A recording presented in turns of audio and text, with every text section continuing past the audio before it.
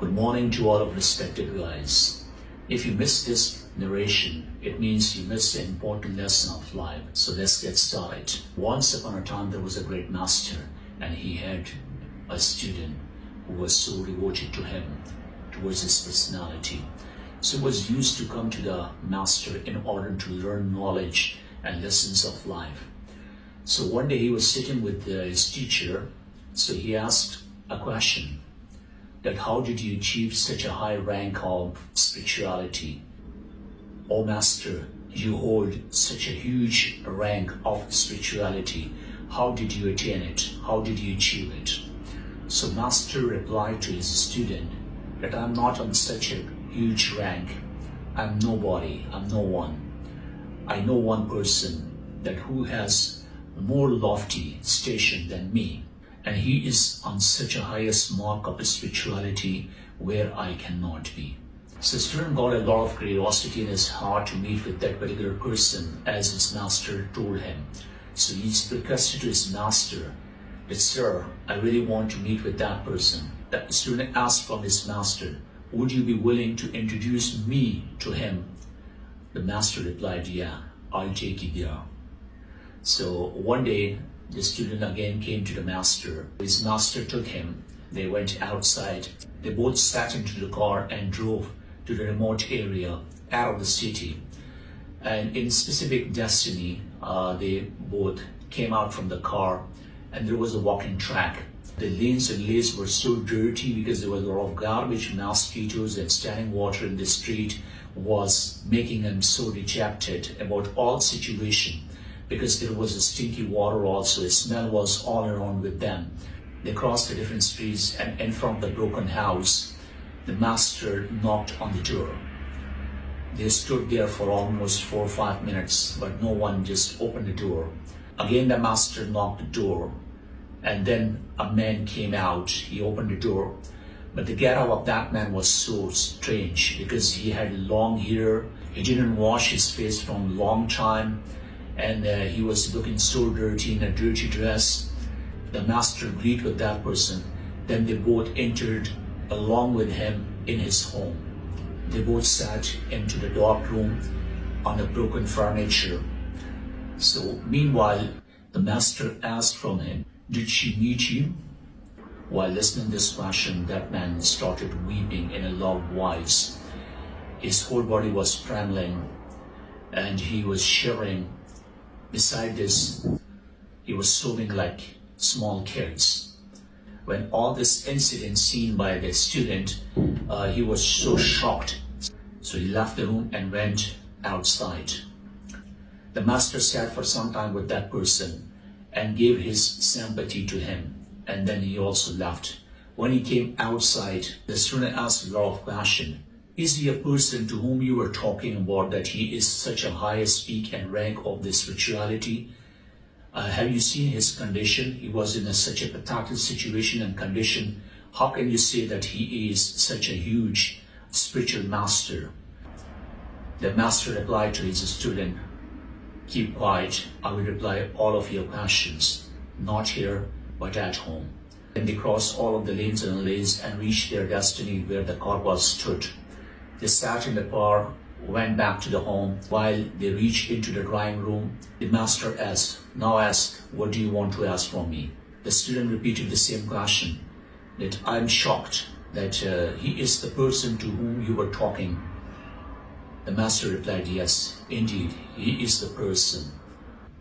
That person was in a worldly love where he couldn't find his beloved. In such a huge grief, sorrows, and pain and torture and torment of separation. So he went into such a deep state where he was not imagining, is there a sky, is there land, is there earth, is there anything? He turned off his face from each and everything in this world. And days and night he is weeping for his love which he has lost in the midst of this world. Nothing exists for him except his beloved. There's only one step left between him and God. So wherever I go to him, I ask the same question. Did she met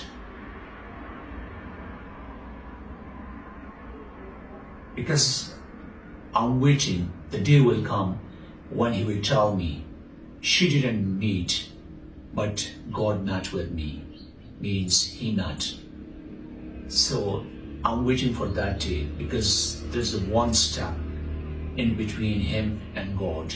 No doubt, he's the highest rank of the Emor. If his worldly love converted into the godly love, oh my God, you cannot imagine this power. So this was the reply of the master to his student. So dear friends, that the worldly love is basically a step to reach to the godly love. For example, there are different steps. You cannot reach to the God directly, but you will love his creation.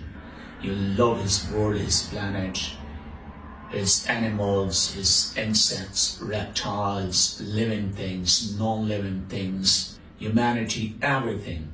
So by this process, you will reach to the way of God.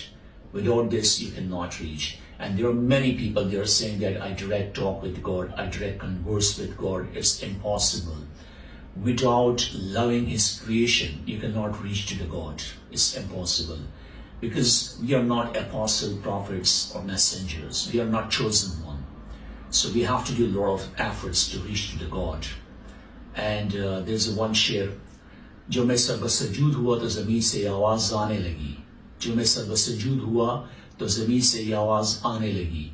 तेरा दिल तो है सनम आशना, तुझे क्या मिलेगा नमाज में.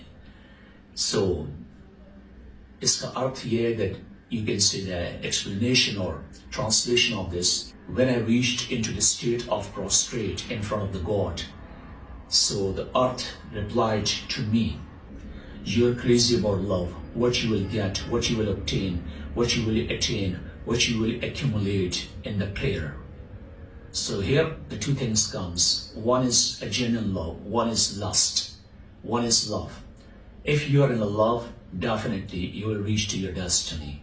But if you are in lust, then you cannot reach to anywhere except to the havoc, except to the dissolution, and except to the destruction and torment.